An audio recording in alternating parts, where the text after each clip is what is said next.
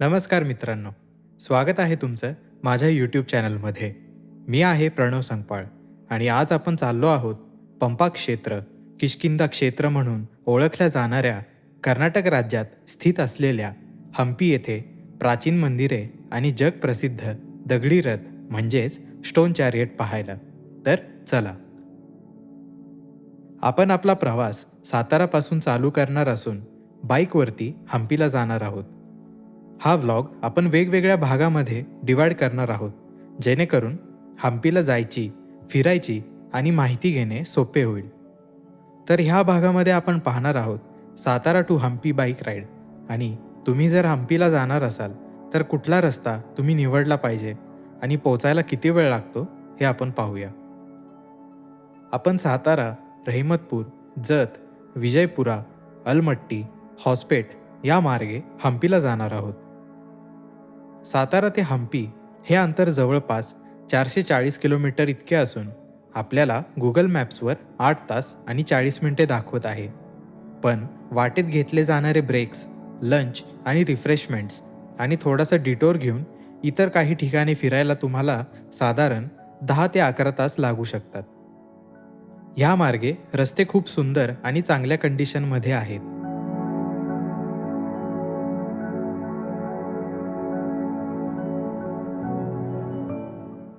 वाटेत घाट आणि गावे लागतात, त्यामुळे प्रवास बोरिंग होत नाही.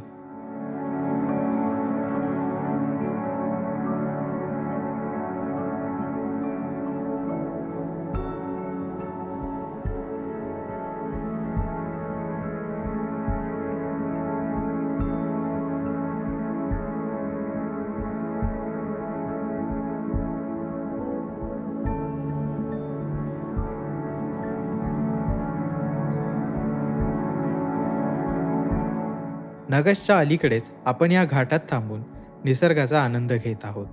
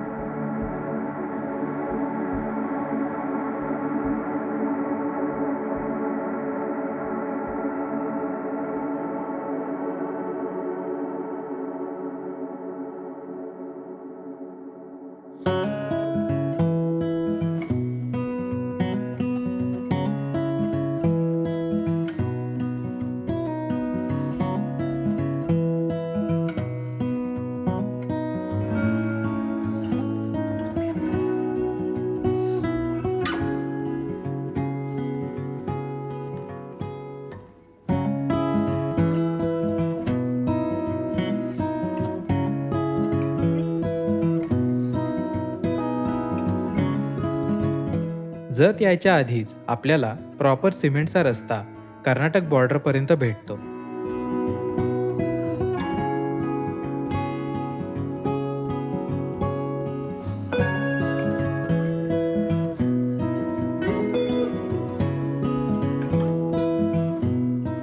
पण कर्नाटक बॉर्डरपासून पुढे 10 किलोमीटरचा रस्ता खूपच खराब आहे.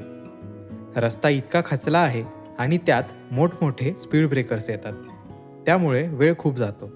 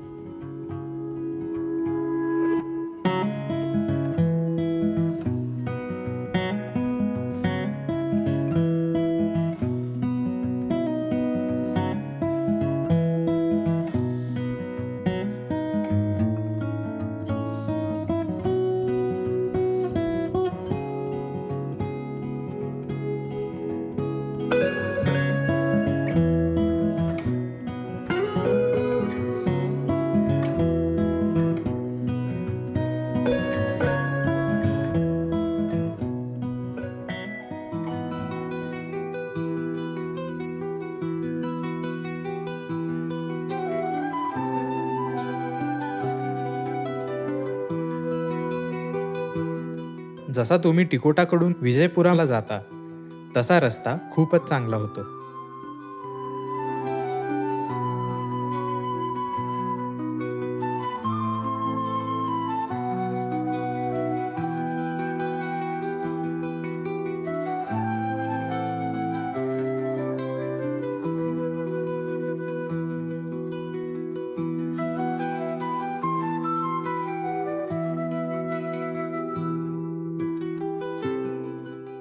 विजयपुरामध्ये रेस्ट घेऊन आम्ही अलमट्टीच्या दिशेने चाललो आहोत.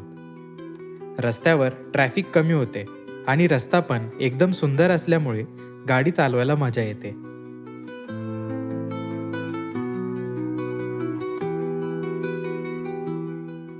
विजयपुरा ते अलमट्टी हे अंतर साधारण 70 किलोमीटर आहे.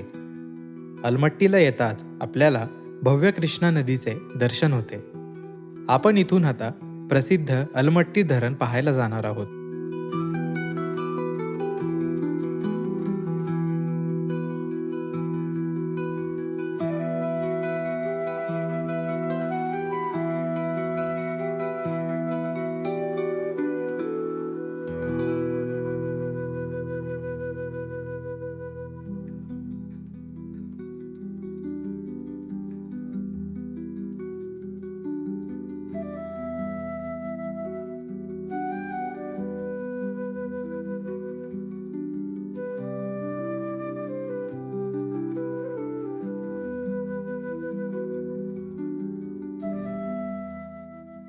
अलमट्टीच्या जवळच जेवण करून पुढे निघालो आहोत.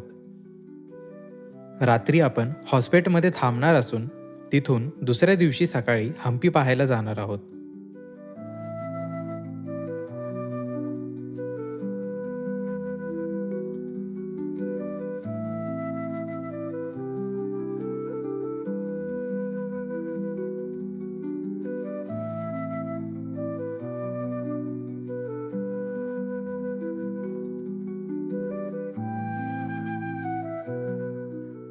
जसजसा दिवस मावळत होता तसतसं आपण आपल्या डेस्टिनेशन जवळ येत आहोत.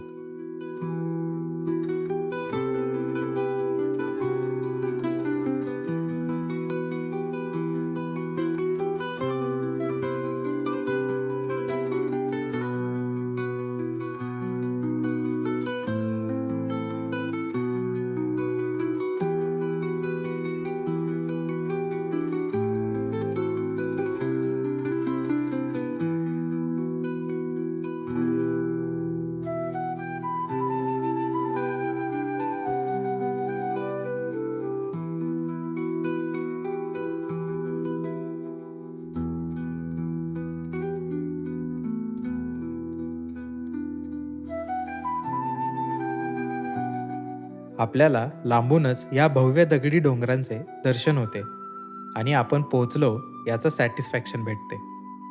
तर मित्रांनो, हा भाग आपण इथेच थांबवणार आहोत आणि पुढच्या भागामध्ये हम्पीमधील प्रसिद्ध विरूपाक्ष मंदिर पाहणार आहोत आणि त्याची माहिती घेणार आहोत. तर पुन्हा भेटूया पुढच्या भागामध्ये. तोपर्यंत धन्यवाद.